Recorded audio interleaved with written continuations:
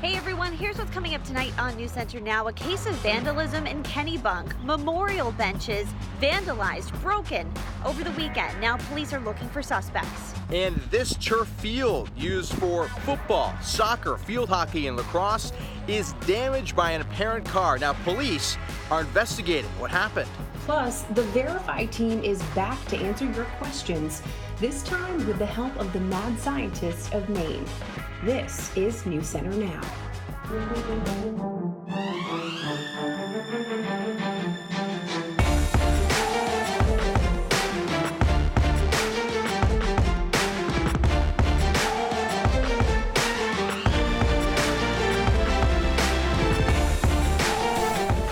And good evening, everyone, and thanks for joining us. I'm Clay Gordon in for Lee Nelson tonight. And I'm Lindsay Mills. Vandals strike memorial benches along a popular Maine beach. The damage at Gooch's Beach has been cleaned up and police have launched an investigation.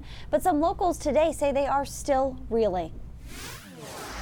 Really disgusting to see that people would do something like this to memorial benches too. Barbara and Edwin McDonald have lived in Kennebunk their entire married lives. They'll celebrate their 59th anniversary this August. You walk along and you read them and you think, oh, I know them, and that's sad that, that happened. And it's nice that, these benches are here, people can sit and just reflect over the water, and it's peaceful, calming. Some of these benches are dedicated to their friends who have passed away. Well, I don't get it. I just don't get it.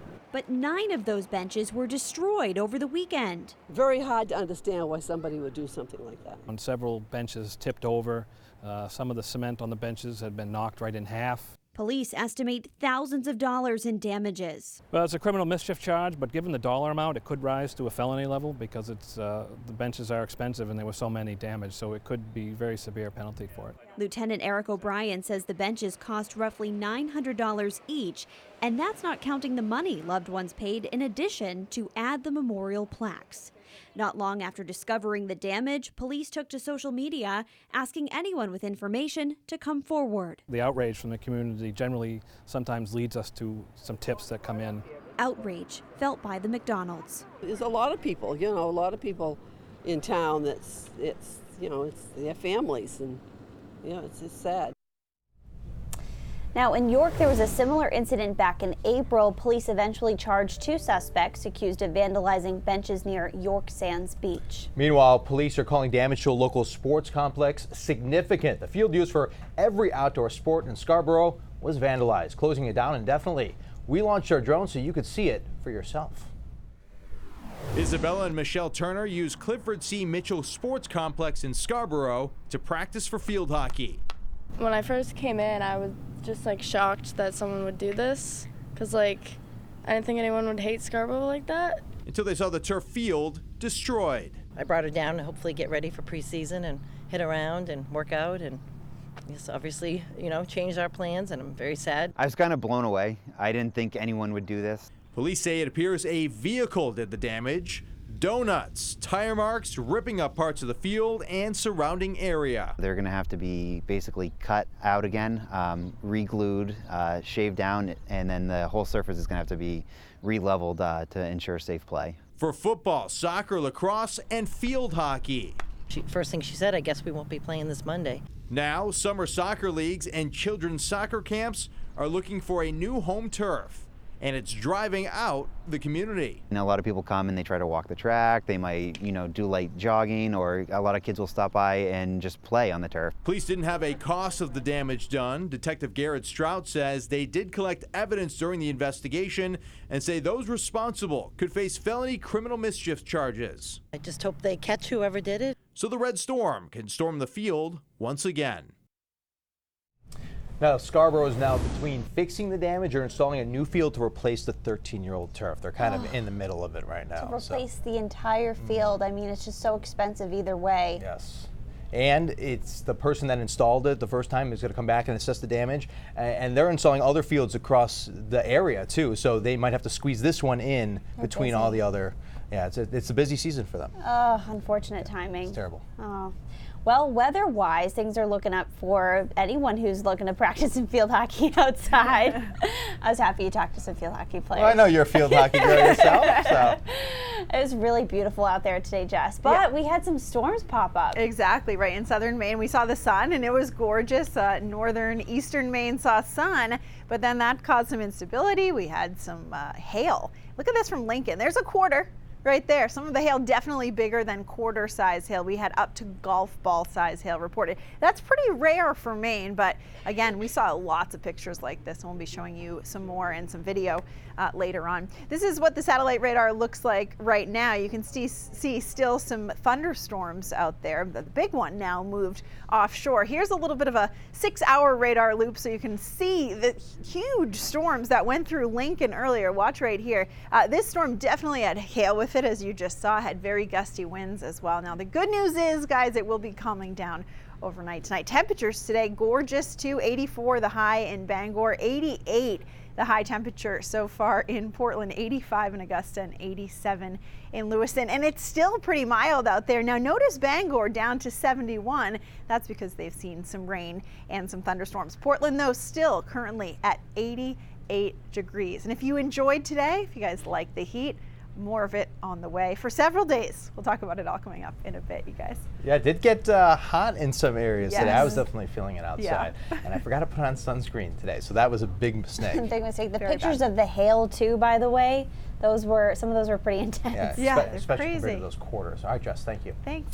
Well, multiple reports of noises sounding like gunfire prompted a law enforcement response and lockdown at Pease Air National Guard Base today. The base's 157th Air Refueling Wing says reports came in around 11:30 a.m. from Building 100. A thorough search by security and law enforcement revealed no substantiated threats. An all clear was issued around 12:40 this afternoon. According to the Aerial Refueling Unit, the base entered a lockdown as they, quote, treated the incident with extreme precaution and the utmost safety of community in mind. A House committee has filed a lawsuit seeking President Trump's tax returns. The House Ways and Means Committee filed the suit in federal court today. It names the Treasury Department, Treasury Secretary, the IRS, and the IRS Commissioner. The lawsuit alleges the Trump administration defied a subpoena to shield President Trump's tax return information from congressional scrutiny. The family of a New York high school student burned during a chemistry experiment wins $59 million in a civil suit. The now 21-year-old Alonzo Yanes was severely burned back in 2014 after a chemistry experiment at the school went terribly wrong. Yanes took the stand back on June 19th in the civil case against the city and his former teacher. His lawyer says the 21-year-old received more than $29 million for pain and suffering, and the same for future pain and suffering. Growers Express is voluntarily recalling select fresh packaged vegetable products that were manufactured in Biddeford and sold to stores across the country. The brands Green Giant, Signature Farms, Growers Express, and Trader Joe's are recalled due to possible listeria contamination. The recalled products include packaged varieties of butternut squash, cauliflower, zucchini, and a butternut squash-based veggie bowl. Most of the affected products have a best if used by date of June 26th through June 29th of this year. You can return these items for a refund. Well, if you buy a bike helmet online, there is one thing you should definitely check before you make that purchase. We'll learn what that is. And Sam York goes into the science lab to verify if Drano and tinfoil make an explosion in a water bottle. This was an Ask Now. We have the answer. Welcome back. Facebook says it is adding a rule against spreading misinformation about the 2020 U.S. Census. NBC News says the tech company is treating these types of posts with extra scrutiny out of the fear that they could disrupt the data. Civil rights groups and the U.S. Census Bureau had been asking tech companies, including Facebook, to step up its fight against false information. Sheryl Sandberg, Facebook's chief operating officer, says that an accurate census was so crucial that the company would give it the same weight that it now gives elections. There are a number of bike helmets for sale online that don't meet safety standards. Yeah, when you buy a new bike helmet, it should have a label inside that looks like that, showing that it meets safety standards set by the Consumer Product Safety Commission. Consumer Reports purchased more than a dozen helmets that were missing a safety label from websites like Amazon, AliExpress, and Light in the Box. Well, to be clear, Consumer Reports is not saying these helmets are definitely unsafe, but Because they didn't come with a required label, they may not have been tested. That means the helmets are non-compliant and should not be for sale in the U.S. Well, it's no secret that college costs are skyrocketing. Yeah, the majority of Americans now believe the value of a college education is tied to whether they have to go into debt to pay for it. That's according to a new survey by CNBC and financial planning sites Acorns and SurveyMonkey. Some 58% of consumers surveyed said that college is worth the money, but not if it means taking on too much debt. Only about 1 in 5 respondents believe college is worth the price, even if it means having to borrow the money. And 18% said it is not worth going into debt at all. Coming up, Nike is pulling back a pair of shoes to celebrate the 4th of July, and we're taking a look at what's known as the Bottle Cap Challenge. Have you seen that yet? It's really cool. It is cool. Yeah. Also pretty cool, Jess Conley. She'll be back to let us know if the sun is going to stick around for the holiday. I'm not complaining.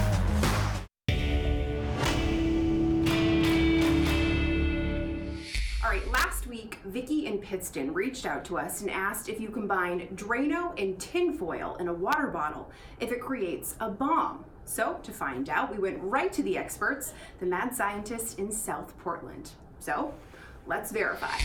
Okay, so we're going to do an experiment that is going to also create hydrogen gas. This is a much safer, however, we're in a controlled environment. We are at the Mad Science Lab, but we also caution, do not try this at home. So what we're going to do is we have some sodium carbonate in here with some aluminum foil, and we're going to pour in some water. And this is going to immediately start creating a chemical reaction. And let's just put this top on here and agitate the water, and then we're going to be able to see in just a moment a chemical reaction happening. But you can actually see that it is bubbling a little bit. Yeah. So we notice bubbles. As soon as we see bubbles, we know that that is a result of a chemical reaction. Agitate the water just a little bit more, combine all those chemicals so that we can create that chemical reaction. And this is going to be an exothermic reaction as well, so it's going to create heat, just like in the Drano experiment. So is there just like a lot of pressure inside? Is that what makes it? So it's, yeah, the gas is creating all of that pressure. And so when the gas is building up to a certain point where the container can't withstand it anymore, that's when it is going to explode. And with people who are leaving these Drano bombs around, though they might have a layer of tinfoil just hiding at the top, but as soon as somebody picks it up, that's when it creates that chemical reaction. Right. How long would it take for that chemical reaction to take place? Like if woo! Woo! Not long. And yeah, so that is an example of a safer way to show that how the hydrogen gas is created. However, it can be instantaneous because of the Drano sodium hydroxide, which is a much stronger chemical than what I'm happening to be using today. Okay, so we've done the experiment. What's the verdict? Vicki, it does create a bomb. So please, everyone, do not do this at home. All right, with your Verify, I'm Samantha York. And I'm Amethyst Amanda from Mad Science of Maine. And this is So we should also reiterate not to do that at home. Just a second time, I would say. Yeah, don't try that at home. Oh, Sam KY, the science guy, gal. Gal. Kind of like Bill Nye. Yeah. But it didn't I rhyme. get it. You were Yeah. trying to rhyme. I'm trying. It's all good. All right. Well, if you guys ever have questions you want us to answer, email us at asknow@newscentermaine.com. We look forward to those emails. Mm-hmm. Yeah.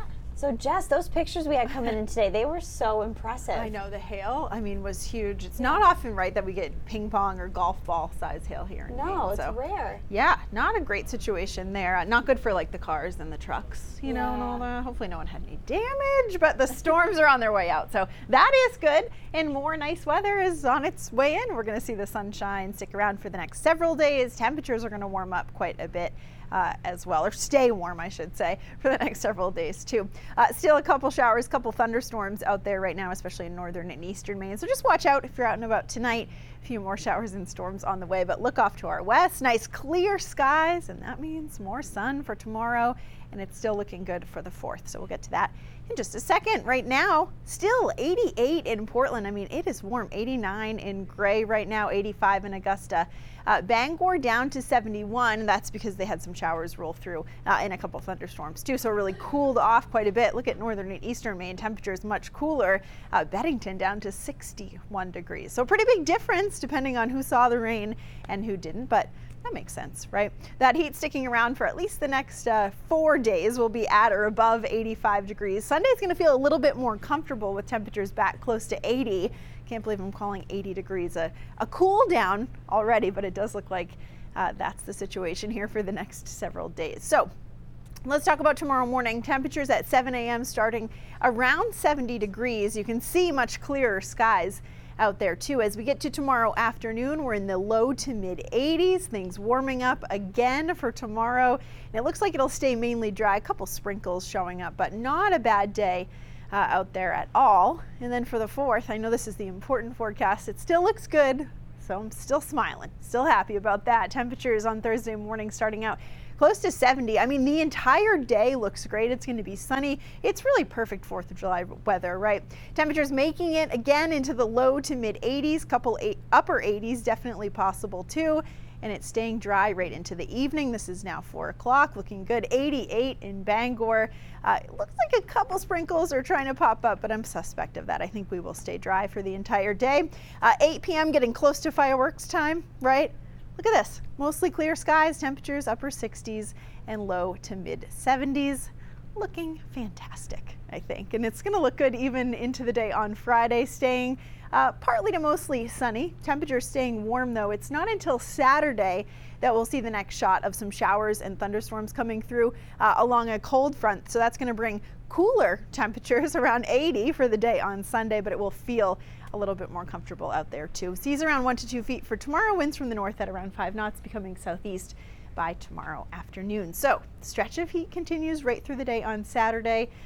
Perfect weather tomorrow. Great again for Thursday, but still staying pretty hot. So remember, if you're outside, try to take some breaks, right? If you're working outside in the heat, it gets old, I'm sure, after a couple days of doing it. Looking nice into the day on Friday, and then on Saturday, a round of showers and storms along the cold front. Then by Sunday, a little bit more comfortable, 80, pretty nice, but it's great. I mean, it's summer. It's a great forecast. I love it. I would say summer's officially here. Yeah, it's here. It's about time. We checked it off, yeah. Okay.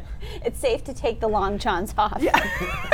At least for a week. Well, usually you take them off for the 4th of July and then you put them back on. I think that's how it works. Yeah.